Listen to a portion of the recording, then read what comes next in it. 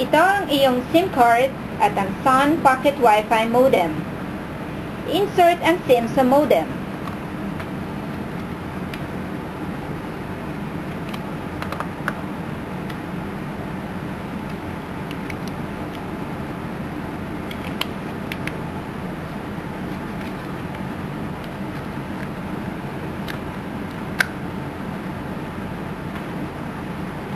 At i-turn on ang modem.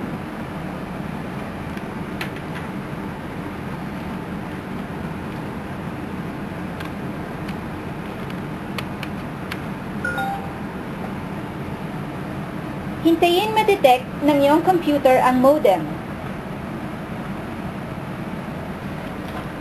Kung hindi gumana ang auto-run, huwag mag-alala. Kailangan lang i-set up manually. Sa My Computer, i-right-click ang Sun Broadband icon at i-click ang Open. Pagka-open, i-click ang Auto-Run.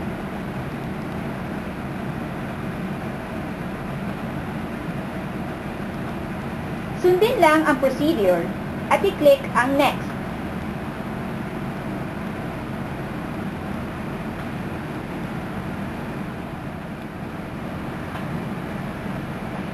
Until finish. Pag successful ang pag-install, i-click ang Sun Broadband Wireless icon sa desktop ng iyong computer. Pag successful ang pag-install, i-click ang Sun Broadband Wireless icon sa desktop ng iyong computer. Kung ang plan mo ay plan 649 or 799, piliin ang standard sa profile. Kung plan 1399, piliin ang Nomad. Kung 350 Lite or Sun Broadband Wireless Prepaid, piliin ang Sun Internet.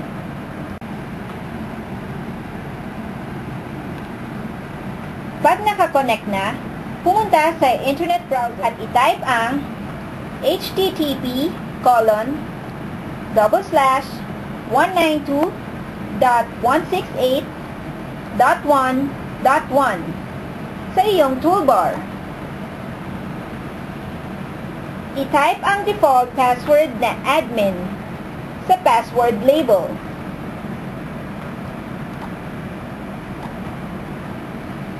Para i-set up ang correct profile, i-click ang Advanced Settings. Tapos, i-click ang Dial-Up Settings. I-click naman ang Connection Settings. Muling piliin ang tamang profile. Kung plan 649 or 799, piliin ang standard sa profile. Kung plan 1399, piliin ang Nomad.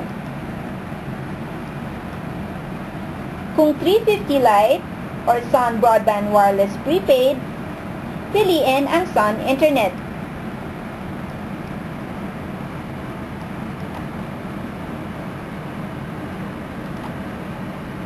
Para i-set up ang network connection, i-click ang Advanced Settings. I-click ang Mobile Network Settings. I-click ang Network Settings. Piliin ang WCDMA na network type para makadetect ng 3G signal.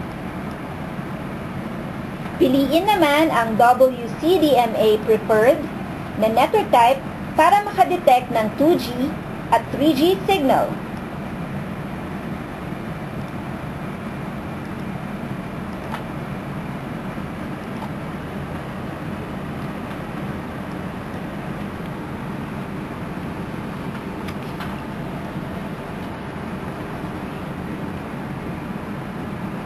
I-fully charge ang Sun Pocket Wi-Fi modem para pwede mo nang tanggalin ang cable.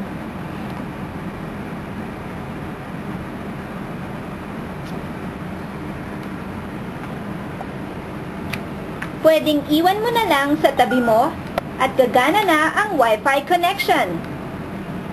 Pwede nang kumonek ang friends mo at pwedeng-pwede kahit mag-internet pa kayo ng sabay-sabay. Basta alam nila ang password mo Makaka-connect na sila.